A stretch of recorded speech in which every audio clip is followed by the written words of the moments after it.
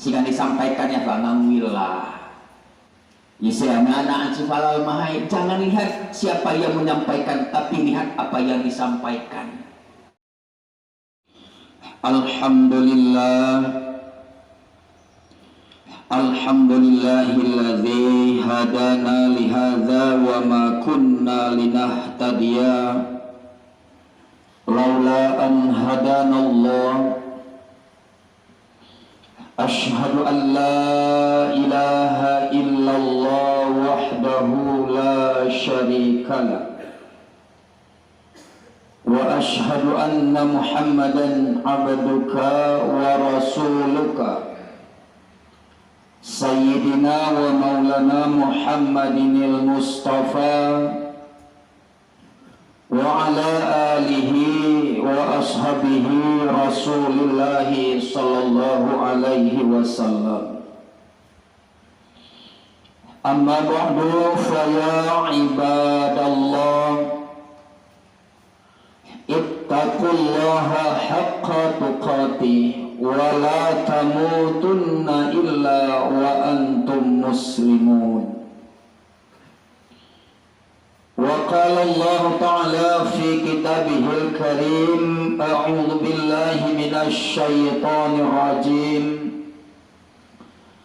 بسم الله الرحمن الرحيم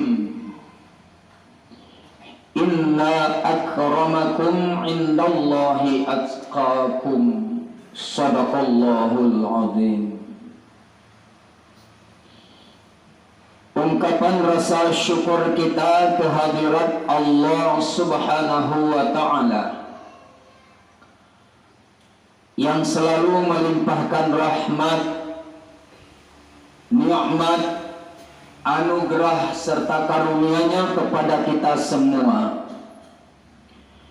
Alhamdulillah, di hari yang sangat mulia ini Allah kembali memberikan anugerah yang cukup besar kepada kita, sehingga kita dengan ikhlas meninggalkan seluruh rutinitas kita untuk kembali hadir ke rumah Allah yang sangat kita banggakan ini, dalam rangka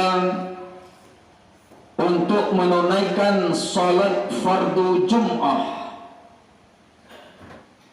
yang merupakan sebuah ibadah mingguan sebagaimana diperintahkan oleh Allah Subhanahu wa Ta'ala di dalam Al-Quran. Apabila kamu disuruh atau dipanggil untuk menunaikan sholat Jumat, maka bersegeralah, kata Allah. Mudah-mudahan segenap amal kebaikan atau amal ibadah yang kita kerjakan hari ini dapat diterima oleh Allah Subhanahu wa Ta'ala. Salawat dan salam selalu kita sampaikan kepada Rasulullah Muhammad sallallahu alaihi wasallam, Rasul kebanggaan umat Islam yang telah menerima sebuah amanah yang cukup berat dari Allah untuk mendakwakan syiar agama Allah ke seluruh dunia. Atas jasa pengorbanan dan perjuangan Rasulullah sallallahu alaihi wasallam, kita sebagai umatnya sampai dengan hari ini masih menikmati perjuangan Rasulullah sallallahu alaihi wasallam. Bahkan bagaimana perjuangan yang dilakukan oleh Rasulullah tidak hanya dalam skala duniawi, tetapi bagaimana ketika terjadi hari kiamat, kesibukan, kekhawatiran Rasulullah terhadap umatnya tidak pernah terlepas dari kerisauan Rasulullah. Karena jangan sampai beliau lihat, jangan sampai beliau dengar kita umatnya termasuk golongan orang-orang yang mendapat azab dari Allah Subhanahu wa ta'ala. Semoga saja kita seluruh umatnya pada hari kiamat nanti akan mendapat syafaat dari Rasulullah sallallahu alaihi wasallam. Ma'asyiral muslimin, jamaah Jumat yang dirahmati Allah. Melalui mimbar Jumat kita hari ini kembali khatib mengajak kepada kita semua untuk terus sama-sama meningkatkan kualitas dan kuantitas iman dan takwa kita kepada Allah. Karena itu iman dan takwa dua sisi yang tidak boleh terpisahkan dari kehidupan kita. Iman dan takwalah yang akan menjadi penyelamat kita baik secara duniawi maupun secara ukhrawi. Jamaah Jumat rahimakumullah. Pada Jumat kita kali ini khatib mencoba menyampaikan satu hadis Rasulullah sallallahu alaihi wasallam. Beliau bersabda, arba'atun nasihatun li ummati. Ada 4 perkara nasihat Rasulullah sallallahu alaihi wasallam li ummati, bukan fi ummati. Kalau li, kalimatnya li itu menunjukkan lam tahsis, khusus kepada umatnya. Kalau fi ummati itu pada umatnya semua. Ini kalimatnya arba'atun nasihatun li ummati. 4 perkara nasihat Rasulullah li ummati, khusus kepada kita sebagai umatnya. Jamaah Jumat yang dirahmati Allah, bagaimana besarnya kepedulian Rasulullah, bagaimana besarnya perhatian, cinta dan kasih sayang Rasulullah kepada kita, sehingga Rasulullah tidak mau ada satupun umatnya yang mendapat azab apalagi murka dari Allah. Sehingga untuk menjawab kekhawatiran Rasulullah, untuk menjawab kerisauan Rasulullah, untuk menjawab kegundahan Rasulullah terhadap kita umatnya, Rasul memberikan 4 perkara nasihatnya untuk kita khusus sebagai umatnya. Yang pertama kata Rasulullah, wahai ummati, bertakwalah, takwalah, bertakwalah kepada Allah, kata Rasulullah. Nasihat yang pertama diseru oleh Allah, diajak oleh Allah, diperintahkan oleh Allah, bertakwa kepada Allah. Kenapa bukan sholat, tetapi kenapa harus takwa? Karena ketakwaan itu sudah secara global disampaikan oleh Rasulullah. Orang-orang yang bertakwa kepada Allah otomatis orang-orang yang akan amar ma'ruf nahi mungkar. Itulah orang yang bertakwa itu. Orang yang selalu mengajak ke jalan Allah, orang yang selalu menyuruh ke jalan kebaikan, orang yang selalu mengajak siapapun, saudara-saudara kita, sesama muslim, keluarga kita, anak kita, saudara kita, siapapun mereka, sesama umat muslim, kata Rasulullah, ajak mereka untuk menjadi insan yang takwa. Kalimat takwa ini tidak jarang kita dengar, tapi semu dalam pelaksanaan Pak.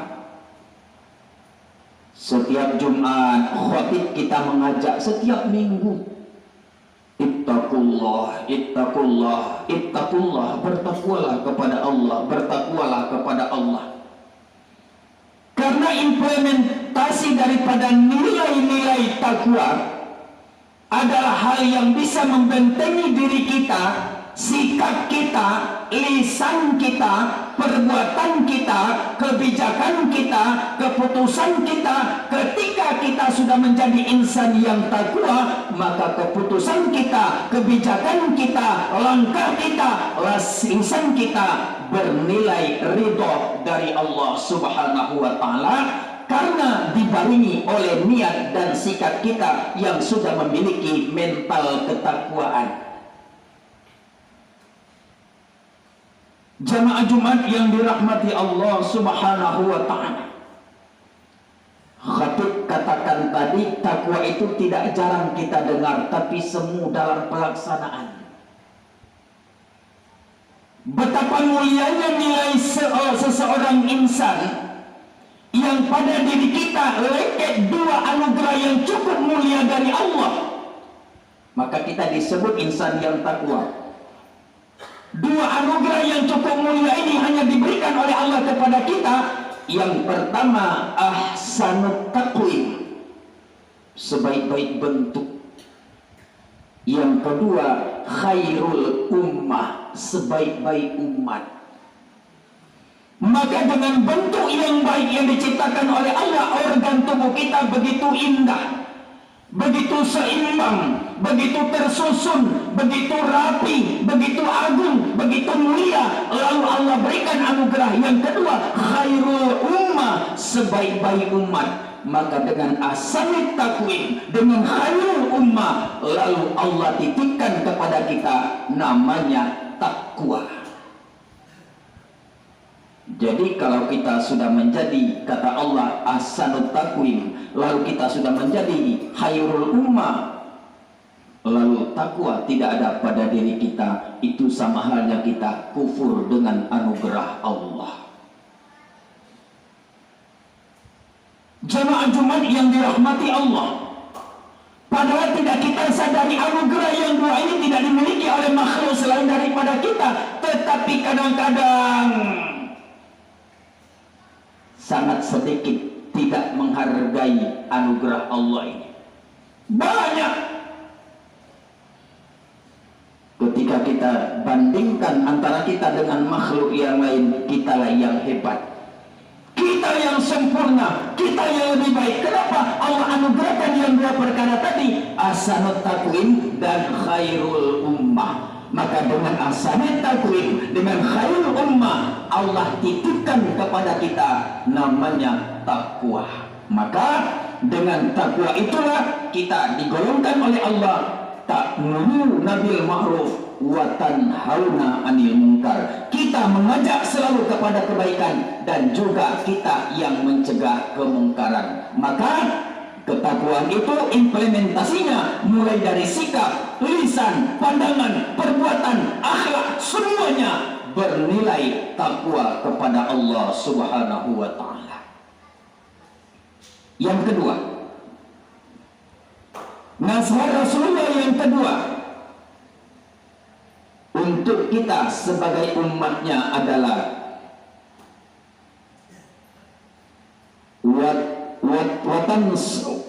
wayan tanasahu bainakum, saling memberi nasihat di antara kita.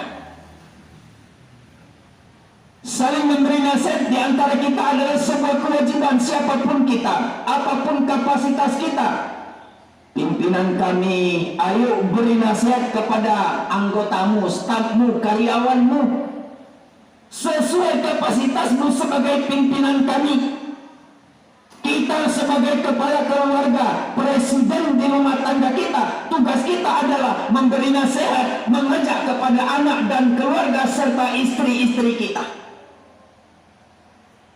Kita ajak mereka untuk apa? Saling memberi nasihat di antara kita. Ada orang yang lalai, kita ingatkan. Ada yang orang yang lupa, kita ingatkan. Ada orang yang terlanjur berbuat dosa, kita selamatkan, kita tarik mereka. Karena kita diperintahkan oleh Rasulullah saling memberi nasihat di antara kita.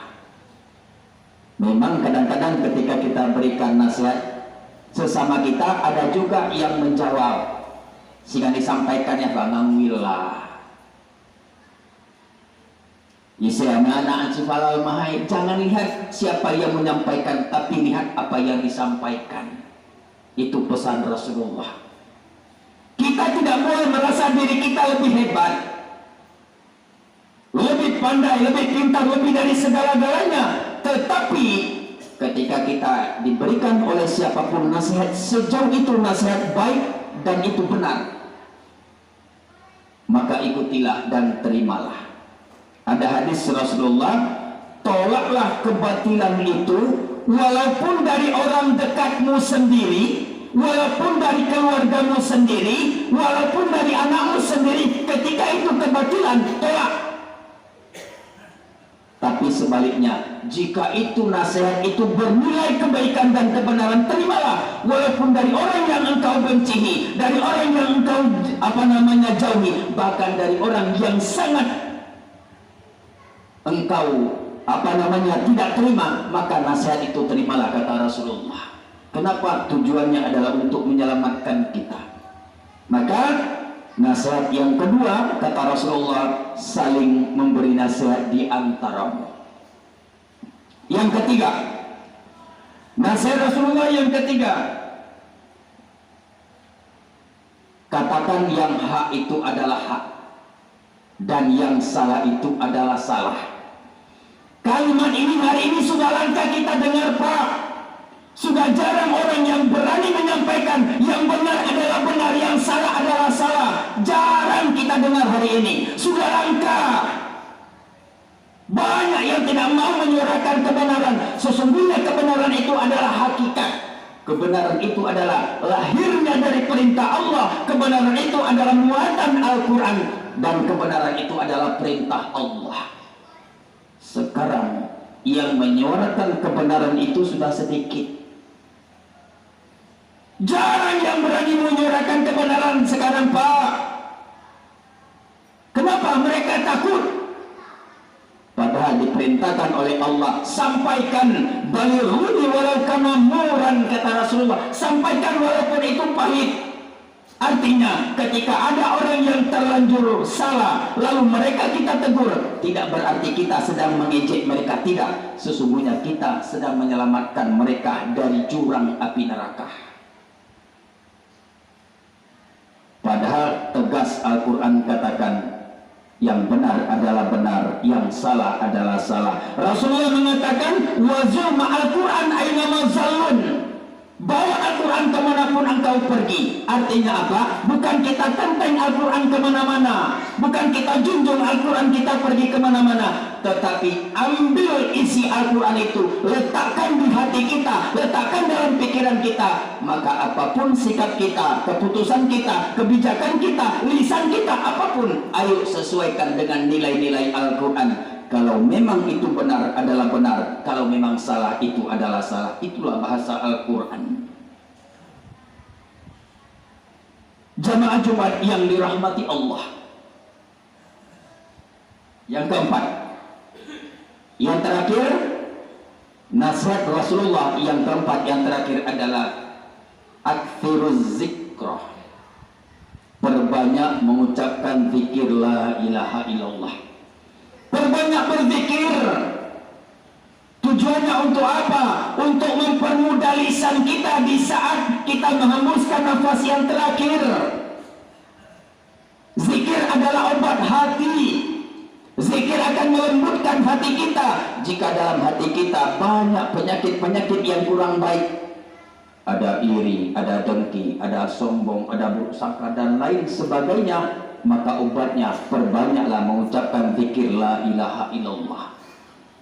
Maka dengan banyaknya kita mengucapkan zikir la ilaha illallah, hati kita bisa lembut, jiwa kita akan bisa tenang, hati kita akan bisa damai. Dengan siapapun kita tentram, dengan siapapun kita bisa bergabung, dengan siapapun kita bisa bersama. Kenapa? Karena hati kita telah dilembutkan oleh kalimat la ilaha illallah.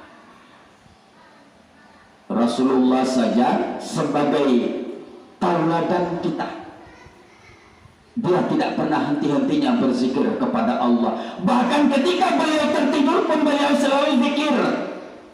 Dalam naatnya, wa qalbuhu lam yanam wal ainu qad na'asat. Ketika beliau tertidur, matanya terpejam, hatinya zikir kepada Allah Subhanahu wa taala. Rasul jangankan di waktu luang, di waktu yang lapang, mau tidur saja, sedang tidur saja, selalu zikir kepada Allah Subhanahu wa taala.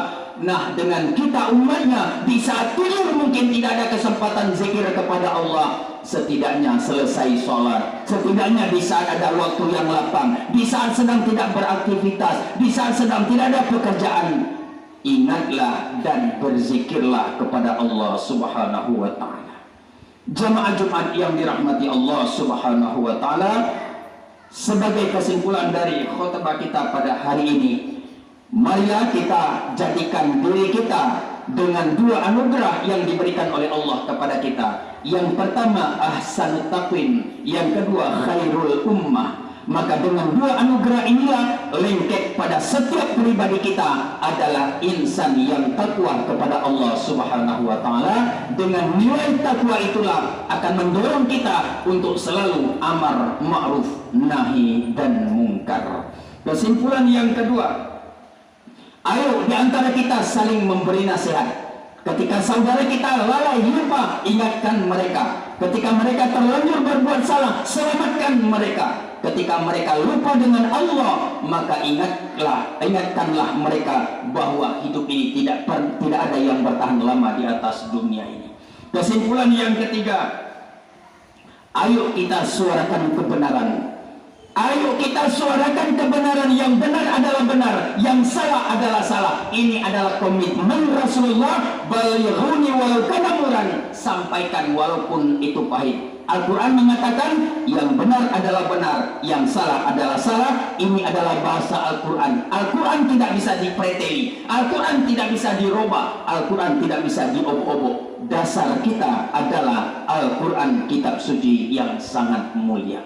Kesimpulan yang keempat, ayo kita perbanyak mengucapkan zikir la ilaha illallah.